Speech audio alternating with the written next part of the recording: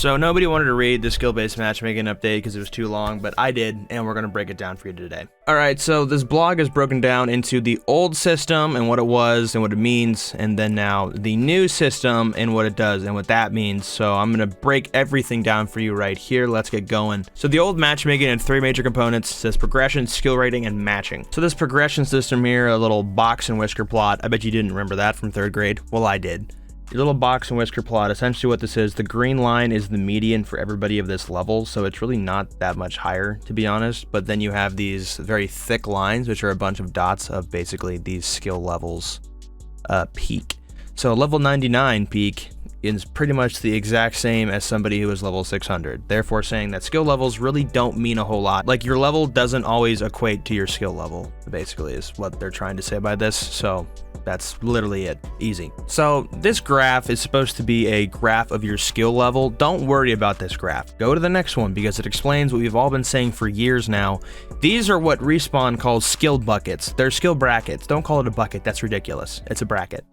These are skill brackets. Basically, this game has had 4 skill brackets since its iteration, supposedly. So you have basically the new players, novice players, intermediate, expert. So 4 skill brackets isn't enough. Luckily enough, later in this article, it explains that there's going to be more skill brackets. It's funny because whenever you have a good game in Apex, you basically get bumped up to the next skill bracket. At least that's what it feels like. Also, that is confirmed later on in this article too. Now this one is hilarious. So this last one here, all of these from 9 through 1, 1 being the worst player, 9 being the best. They have to equally group these players together, and they have different ways of doing this. So basically, this is what they consider the most balanced way to do it, having a 9, a 4, and a 3 together, an 8, a 5, and a 2 together, and a 7, a 6, and a 1 together. I've been saying for years now in Apex Legends, it feels like whenever I solo queue that my teammates are always dog shit, so I'm glad that Apex considers me in that top row. Rarely ever am I getting competent teammates when I solo queue. This is why solo queuing is very hard in Apex Legends, because of this right here. And this is also assuming that it's all solo players, by the way. So then what this graph is trying to basically explain is, how do we balance with that same formula if there's a pre-built squad of different skill levels? This team right here is a 7, a 6, and a 2. So you basically have you and your duo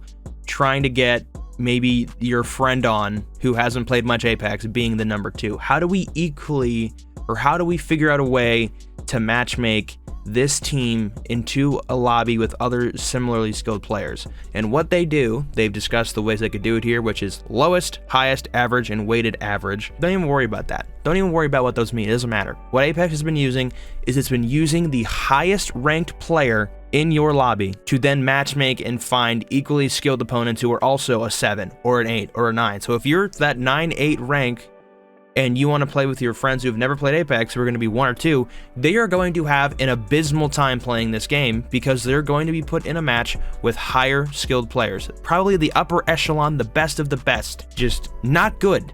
And this is changing, apparently. So on to the new matchmaking system that Apex is using. The one little paragraph that I like in this is this. Finally, we built the new skill measurement algorithm for accuracy. Our former matchmaking system categorized players into 4 discrete skill buckets, brackets. The new system is more granular and has many more brackets. This allows our matching algorithm to better make better decisions when placing players into new matches. So this graph here, there were 4 buckets. Like I said, like novice, or like new player, novice, intermediate, expert, which like that doesn't work. That's too broad. There's going to be more of these. I don't know how many, they didn't tell us. Could be 8, 16, who knows? But there's going to be more of these skill brackets. This graph is easy to digest. I just can't explain it well. So actually, I'll link the article and just read this one on your own. It's much easier to understand when you actually read the entire thing. It's like a paragraph. I know our attention spans are very low these days, but I believe in you.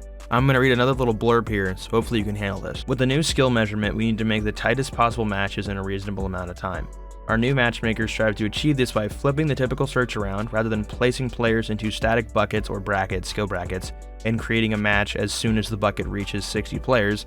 It will predict the distribution of incoming players and dynamically choose the optimal trade-off between skill differences and wait time. Their current progress, our live test with this new system shows it works, matches are tighter, and wait times remain mostly unchanged. The x-axis on this graph, the bottom part, is the actual time of the day. So for those that aren't military time, this is actually 5:30 535, 536, 537, so on. The y-axis is the matchmaking time. It seems like it's going to take a little bit longer to get into matches, but it says that it's not, so I don't really understand. It says the matches are tighter and the wait times remain mostly unchanged. I don't entirely believe that with this graph, as it's showing that some of these matches are taking 5 minutes to get going. Now that could just be the higher ranked players, and according to Apex's rank distribution, I am in the top 5% of people that played this game. I don't know how long it's going to take for me to get into a game, but apparently it's going to be a little bit more fair, which is all that I've wanted. Skill-based matchmaking has not worked because it hasn't been fair. With more skill brackets to be put in and higher queue times,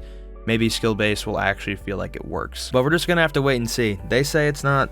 They say the wait times aren't bad, or they're mostly unchanged, so we'll just have to wait and see. These 3 common questions at the bottom, it says, why are higher skilled players in my match?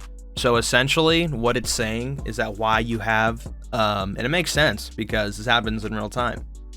If you go on a losing streak, you're going to end up in a lower ranked or a lower MMR type lobby with players that aren't as good as you, but maybe you've been on a losing streak, you're playing bad. That's why you're in that lobby. And then the same thing is happening to those master and predator level players in your game. The predator level players or the master players, they're having a very bad win streak. They're having a bad time. They're getting molly-whopped. So they're going to get put in. It's not that they're putting them in an easier lobby. It's just the algorithm has noticed, oh, wow, these guys are not doing as well. We're going to put them in a lower skill lobby because we don't. It's not that they're doing it because they want them to stay on the game. They're doing it because the algorithm is like, wow, these guys are not as good as we initially thought, so we're going to put them in a lower ranked lobby. And the inverse can also be true because when you go on a big win streak, the algorithm is going to be like, oh, these guys are a lot better than I originally thought. Let's put them, say, in a master level lobby or maybe pred. And then you're going to get humbled and then you'll get right back where you belong. So, Number 2, do we try to give good players bad teammates? They say no, we do not intentionally give good players bad teammates. And then basically they go on to say, yeah, most high level players queue up with other high level players so that when you solo queue, you're going to get the lower end of the distribution because you're a better player. So go fuck yourself, solo queuers. We don't care about you. And then this last one, it says, is matchmaking built to directly optimize retention engagement? And they say no, but it by default, the design of their system kind of makes it feel like it is. They say it's not intentional because there's no way to measure the metric of fun. They say they don't optimize their algorithm for retention and engagement, but by default it kind of already does because if you're on a losing streak, they're going to put you in better lobbies because that's what it's designed to do, which kind of means I'm going to have more fun. So you tell me. But those are all the matchmaking changes. Long story short, just to sum it up, I'm happy they released this data. Not many people wanted to read it for whatever reason. We finally got data on the skill-based matchmaking and people are like, no, that's too much reading. So I read it and I'm happy. It just confirms what I feel like I've already known, that there weren't many skill brackets and 2 solo queue players just get screwed over by the matchmaking system, which is what I've been saying for years now. So hopefully I don't know how many new brackets we're going to get for skill brackets or whatever, but hopefully it's better than what it has been. That's all I can pray for. I don't know when it's going to get rolled out to the rest of the regions. Maybe it already is and I'm just not feeling it. Who knows? But that's it. I'm happy they're actually making changes to skill-based matchmaking because it just hasn't been good for the past 4 years. So I'm not going to complain, hopefully, ever again about it. We'll see, though. I probably will. If you enjoy Apex Legends content, consider subscribing to the channel. It really does help me out. And, yeah. Good evening, good morning, good night, whenever you're watching. Thank you so much. My name's Griff, and I'm out.